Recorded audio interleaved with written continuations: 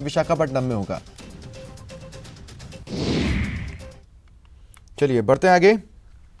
सीकर के नीम का थाना में सूदखोरी और हनी ट्रैप का सनसनीखेज मामला सामने आया। पुलिस ने एक महिला और दलाल को 3 लाख रुपए की रिश्वत लेते गिरफ्तार किया है।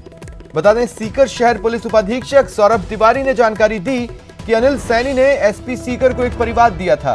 परिवाद में उसने बताया कि उसके भाई प्रदीप सैनी के खिलाफ दुष्कर्म का प्रकरण दर्ज है, जो कि अभी न्यायिक अभिरक्षा में। वहीं दुष्कर्म का आरोप लगाने वाली पीड़ित अपने साथियों के साथ बयान बदलने और राजीनामे के लिए उनको ब्लैकमेल कर रही है, साथ ही 11 लाख रुपए की रिश्वत मांग रही है। इसके बाद पुलिस ने दोनों को गिरफ्तार कर पूछताछ शुरू की।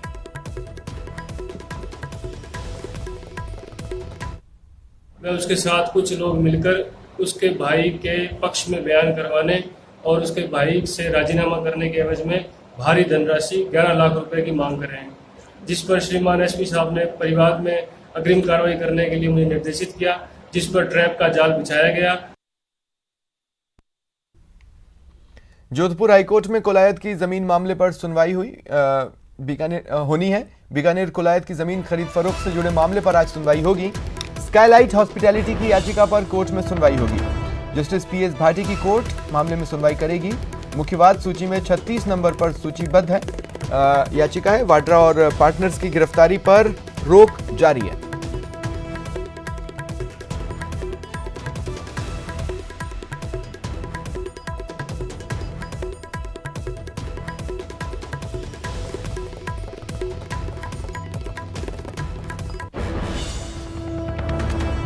तो आज ये अहम सुनवाई, जिस पर दिन भर अपडेट्स हम आपको देते रहेंगे।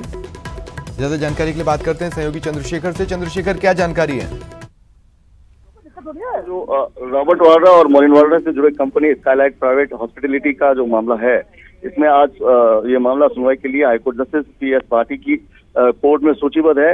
ये मामला मुख्य वाद सूची के 36 नंबर पर जो है सूचीबद्ध है और आज मामले में अंतिम बहस शुरू होने के आसार है। और चूंकि पहले ही कोर्ट ने पिछली पेशी पर यह आदेश दे दिया था कि अगली पेशी पर हम जो है इस मामले में अंतिम सुनवाई शुरू कर देंगे, तो निश्चित तौर पर आज का जो दिन है इस मामले में बहुत महत्वपूर्ण है।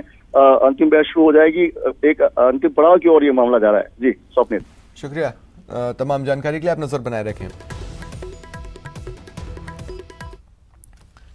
प्रधानमंत्री नरेंद्र मोदी आज झारखंड से देश भर के 5 करोड़ छोटे और सीमांत किसानों के लिए किसान मानधन योजना लागू करने जा रहे हैं।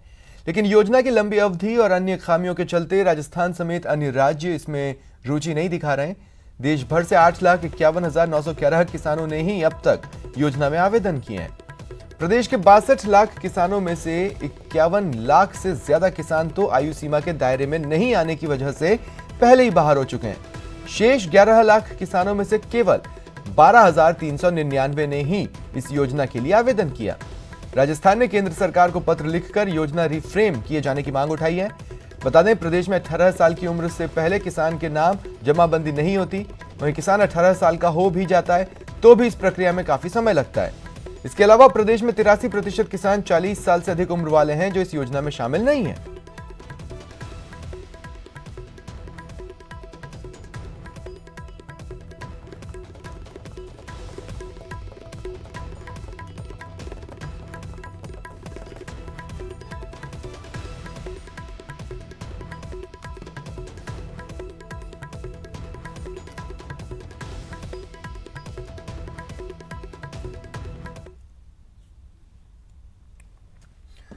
अगले साल से प्रदेश में कक्षा 6ठी से 12वीं तक के छात्रों को एनसीईआरटी का सिलेबस पढ़ाया जाएगा।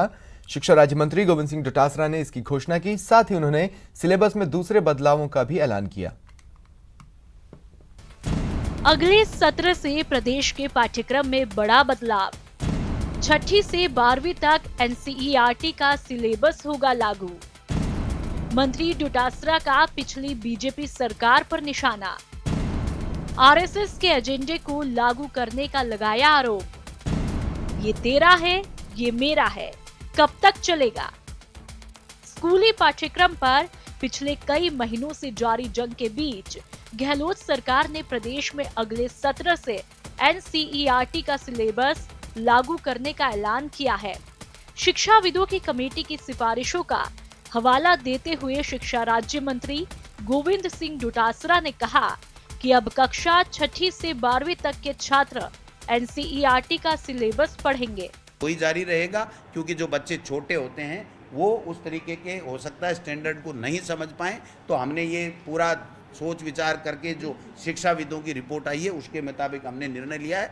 एक निर्णय हमारी शिक्षाविदों की समिति ने जो अभिशंसा की है उसके ऊपर। इसके साथ ही सरकार ने उन विषयों को भी पाठ्यक्रम से हटाने की घोषणा की जिनके नंबर परिणाम में नहीं जुड़ते थे। मंत्री ने आरोप लगाया कि इनके जरिए RSS की विचारधारा बच्चों पर थोपी जा रही थी। पानीपत का युद्ध था या हल्दी घाटी का था या खानवा का युद्ध था, वो सारे के सारे धर्म युद्ध थे, हिंदू और मुसलमानों के आपसी धर्म युद्ध के कारण से हुए, जबकि वो सारे के सारे सत्ता के संघर्ष थे।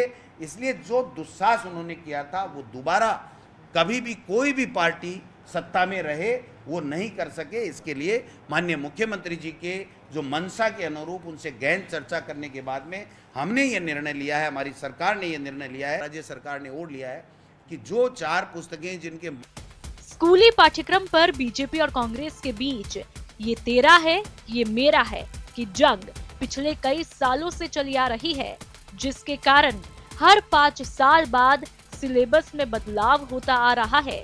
अब देखना है कि गहलोत सरकार का ये नया फैसला छात्रों के लिए कितना बेहतर साबित होता है।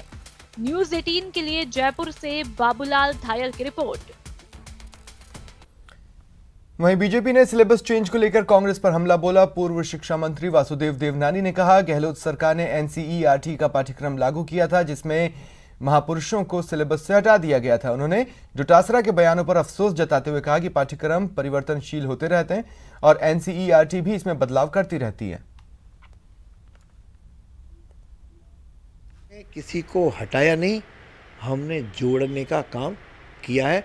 पाठ्यक्रम संस्कारित व्यक्ति बालक बने, इसका हमारा प्रयत्न था और मैं समझता हूँ कि इनको भी आज नहीं कल सद्बुद्धि आएगी और ये राष्ट्रवाद के भाव का समर्थन करेंगे।